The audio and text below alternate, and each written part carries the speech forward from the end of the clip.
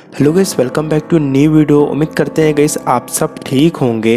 Guys आज की इस वीडियो में बात करने वाले हैं रॉयल एनफील्ड स्टैंडर्ड के कंप्लीट ऑन रोड प्राइस के बारे में, जो कि लेटेस्ट प्राइस है। गाइस बाइक का जो प्राइस है वो थोड़ा सा इंक्रीज हुआ है, ऑन रोड प्राइस के बारे में भी बताऊंगा। प्लस दोस्तों आज की इस वीडियो में इस बाइक का फाइनेंस एंड डाउन पेमेंट, जैसे आप कैसे फाइनेंस कराएंगे, कैसे आप कितना डाउन पेमेंट दे सकते हैं, फाइनेंस कराने के लिए क्या क्या डॉक्यूमेंट्स लगते हैं, इसके बारे में आज की इस वीडियो में आप लोगों को मैं डिटेल्स में बताने वाला हूँ। जो कि रॉयल एनफील्ड स्टैंडर्ड दोस्तों मेरे हिसाब से रॉयल एनफील्ड की सबसे बेस्ट बाइक में से एक है और सबसे सस्ती बाइक है, मैं आपको ये भी क्लियर कर दूं।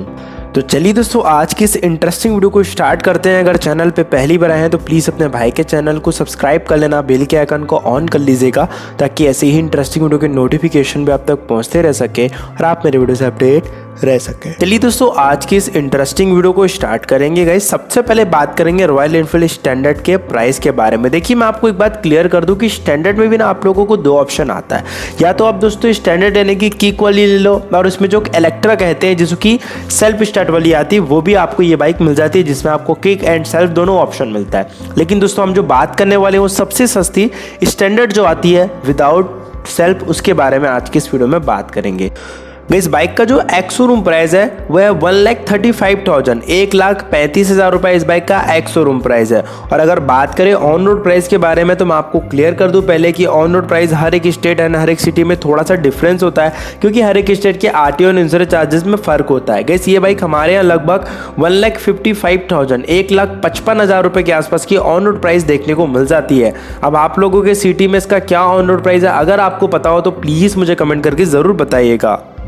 चलिए दोस्तों बात करते हैं बाइक के लोन एंड फाइनेंस के बारे में। सबसे पहले मैं आपको क्लियर करता हूँ कि इसमें क्या क्या डॉक्यूमेंट्स लगते हैं। देखिएगा इस डॉक्यूमेंट जो है वो आप ध्यान से सुनिएगा, ठीक है। एंड आप लोग बार बार पूछते रहते हो इंटरेस्ट रेट के बारे में, तो वो भी मैं आपको क्लियर करूंगा आज के इस वीडियो में। देखिए जो इंटरेस्ट रेट होता है ना गाइस, वो आपकी सिविल स्कोर पर डिपेंड करता है, आपके ITR पे डिपेंड करता है और आपकी कितनी सैलरी है उस पर डिपेंड करता है। ITR का मतलब होता है इनकम टैक्स रिटर्न। अगर आप इनकम टैक्स रिटर्न फाइल करते हो, अगर आपके पास 5 से 6 लाख रुपए का इनकम टैक्स रिटर्न है तो आपको एक अच्छी स्कीम मिल जाएगी। अगर आपकी सैलरी 40,000 रुपीज प्लस है तो आपको एक अच्छी स्कीम मिल जाएगी। लेकिन अगर आपकी सैलरी मान लीजिए 20,000 रुपीज से भी कम है तो वहां पे थोड़ा सा हमें इंटरेस्ट रेट ज्यादा देना पड़ता है। तो ये सारी चीजें होती है गाइस, कंपनी की तरफ से स्कीम होती है, चाहे आप बैंक से फाइनेंस कराओ चाहे आप प्राइवेट फाइनेंस कराओ, ठीक है।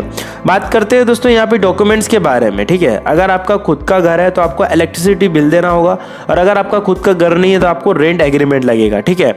नॉर्मल आप लोगों को दोस्तों एक डॉक्यूमेंट्स लगेगा, जैसे आधार कार्ड हो गया या लाइसेंस हो गया, ठीक है। पैन कार्ड काम नहीं आएगा क्योंकि पैन कार्ड में एड्रेस नहीं होता है। सेकंड थिंग, आपको 6 मंथ का पासबुक का फोटो कॉपी देना पड़ेगा। आपको इनकम प्रूफ जो आपकी सैलरी आती है, जितना भी आप कमाते हो वो आपको प्रूफ देना पड़ेगा। पासबुक का 6 महीने का फोटो कॉपी, साथ में 2 फोटो लगेगी एंड आप लोगों के कुछ साइन लगेंगे। प्लस यहाँ पे दोस्तों नॉर्मली 3 से 4 चेक की जरूरत पड़ती है। चलिए बात कर लेते हैं बाइक के लोन के बारे में।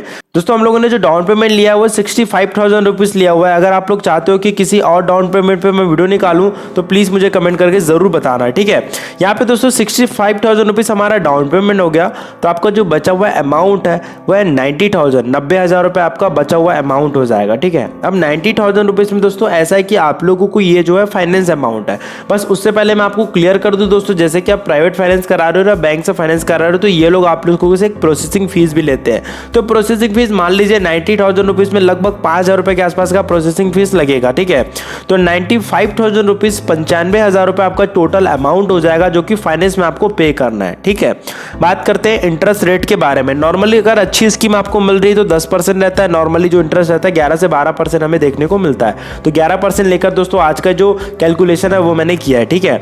अब 11% दोस्तों आप लोगों का इंटरेस्ट रेट हो गया, तो 95,000 रुपीज का जब आप 11% इंटरेस्ट निकालोगे 11% तो 10,450, 10,450 रुपए आपका 1 साल का इंटरेस्ट आएगा। ध्यान रखिए ये 12 महीने का है, 1 साल का इंटरेस्ट है, ठीक है। मैं आपको बताऊंगा ऐसा मैं क्यों बोल रहा था कि ये 1 साल का है, ठीक है।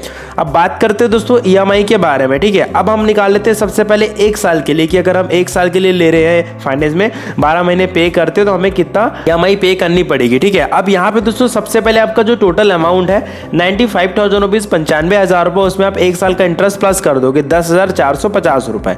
आपका जो टोटल अमाउंट हो जाएगा गाइस 1,05,450। जी हाँ, 1,05,450 रुपये आपका टोटल अमाउंट हो जाएगा, जिसको आप 12 से डिवाइड कर दोगे। 12 से इसलिए डिवाइड करोगे ऑब्वियसली क्योंकि भाई एक साल में 12 महीने होते हैं। तो 8,700 रुपये के आसपास, 8,700 रुपीज़ के आसपास की आपकी मंथली EMI आएगी गाइस, जो कि आप लोगों को नॉर्मली एक साल तक पे करनी है। ठीक है, बात करते हैं दोस्तों 24 मंथ के लिए। अगर आप करते हो 24 मंथ यानी कि 2 साल के लिए अगर आप फाइनेंस कराते हो तो आप लोगों को कितना पे करना पड़ेगा मंथली EMI। यहाँ दोस्तों आप लोगों का जो टोटल अमाउंट है वो है 95,000 रुपीज़, 95,000 रुपये आपका टोटल अमाउंट है।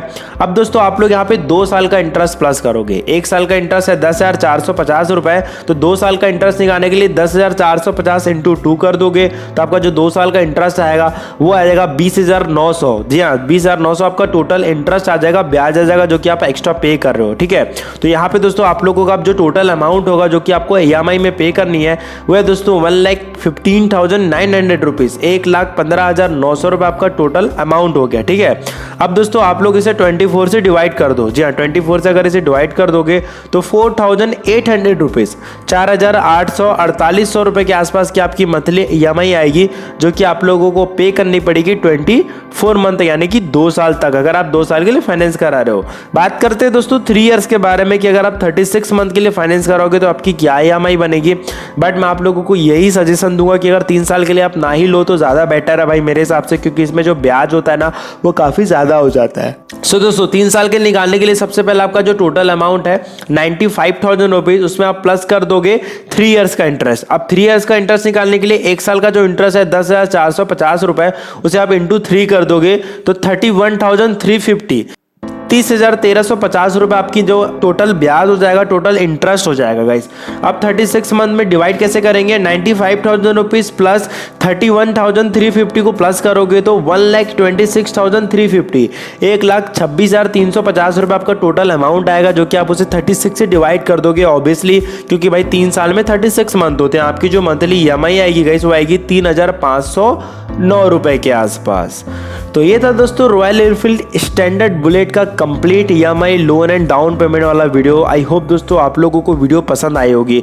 दोस्तों अगर आप लोग मुझसे सजेशन लेंगे कि आपको कौन सा EMI पे फाइनेंस कराना चाहिए, कौन सी स्कीम लेना चाहिए, तो मेरे हिसाब से जो 24 मंथ है ना वो आपके लिए बेस्ट है, क्योंकि उससे ज़्यादा का दोस्तों अगर आप लेते हो ना तो मुझे लगता है कि आपका जो इंटरेस्ट है, आपका जो ब्याज है, एक्स्ट्रा जो आप पैसे पे कर रहे हो ना काफ़ी ज़्यादा हो जाता है। तो मेरे हिसाब से दोस्तों बेस्ट ऑप्शन आप 2 साल के लिए लो। इसमें ना तो आपकी ज़्यादा EMI बनेगी और ना तो दोस्तों आप लोगों को ज़्यादा ब्याज एक्स्ट्रा पे करना पड़ेगा। ये आपके लिए बेस्ट हो सकता है। सो दोस्तों जैसे आप लोग जानते हैं रॉयल एनफील्ड स्टैंडर्ड बाइक काफ़ी प्यारी बाइक है। आप डिपेंड करता है आप लोगों को पसंद है या नहीं पसंद है, बट पर्सनली दोस्तों ये बाइक मुझे काफ़ी बेटर लगती है। अब आप लोगों को ये बाइक कैसी लगती है प्लीज़ मुझे कमेंट करके ज़रूर बताइएगा। उम्मीद करते हैं दोस्तों आप लोगों को आज की इंटरेस्टिंग वीडियो पसंद आई होगी। तो वीडियो अच्छी लगी तो प्लीज़ एक लाइक ज़रूर कर देना। अगर चैनल पर पहली बार आए तो प्लीज़ अपने बाइक के चैनल को सब्सक्राइब कर लेना, बेल के आइकन को ऑन कर लेना, ताकि ऐसे ही इंटरेस्टिंग वीडियो के नोटिफिकेशन भी आप तक पहुँचते रह सके और आप मेरे वीडियो से अपडेट रह सके।